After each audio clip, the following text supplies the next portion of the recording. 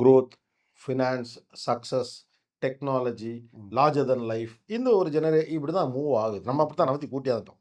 இதுக்கு நடுவில் இன்னொன்று இருக்குது, மனுஷாளுங்க முக்கியம், இமோஷன்ஸ் ஆர் இம்பார்ட்டன்ட், இன்னொருத்தன் தரப்பு நியாயத்தையும் கேளு, ஐயோ அவன் யார் பாவம், இப்படிலாம் விசாரிக்கக்கூடிய ஒரு இது இருக்குல்ல.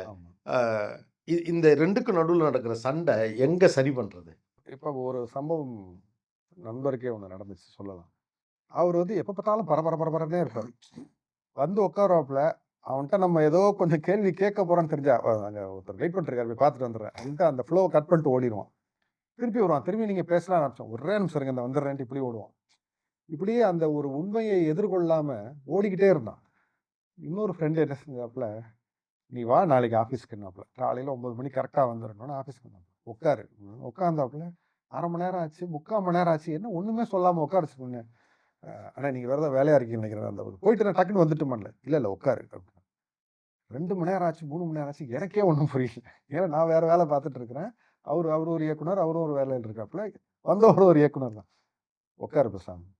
மதியம் ஆயிடுச்சு, லஞ்ச் டைம் ஆயிடுச்சு, ஒன்றுமே சொல்லலை. அவனுக்கா அப்படி நெளிது, ஒரு மாதிரி உட்கார முடியல, கஷ்டப்பட்டானே. உட்காரு சாப்பிடு முதல்ல, கொஞ்ச நேரம் படுக்கிறியா அப்படின்னா சரின்ட்டு படுத்துட்டான். அவனுக்கு ஏன்னா முடியல, ஆள் வேற கொஞ்சம் தடியாக இருப்பான், படுத்துட்டான். படுத்தோடனே கொஞ்ச நேரம் ஆயிடுச்சு, சாயந்தரம் ஆயிடுச்சு, பேசணும், நாளைக்கு காலையில் இதே மாதிரி வந்துடும். கிட்டத்தட்ட 1 வாரம். ஏன்னா அவனுக்கும் புரிஞ்சிருச்சு என்னன்னா, நீ முதல்ல ஒரு படம் டைரக்ட் பண்ண போறேன்னா உனக்கு முதல்ல ஒரு நிதானம் வேணும், ஒரு விஷயத்துல ஒரு கவனம் வேணும். முதல்ல உன்னை நீ அதுக்கு ஆட்படுத்தணும். அது என்னன்னு நீ எக்ஸ்பீரியன்ஸ் பண்ணாதானே. ஒரு அசிஸ்டன்ட் டைரக்டரா இருக்கிற மாதிரியே நீ ஓடிக்கிட்டே இருந்தீங்கன்னா நீ எப்படி டைரக்டர் ஆகாது? அதுலேருந்து நீ டிரான்ஸ்ஃபார்ம் ஆகணும்ல. You should start incubating on your ideas. அதை உள்வாங்கி அதோடயே நீ இருந்தீனா தான் அது வந்து ஒரு முழுமையாக வரும். அந்த பொறுமையே இல்லைன்னா நீ எப்படி பண்ணுவேன்னு சொல்லி அதுக்கப்புறம் ஹி ரியலி டிரான்ஸ்ஃபார்ம்.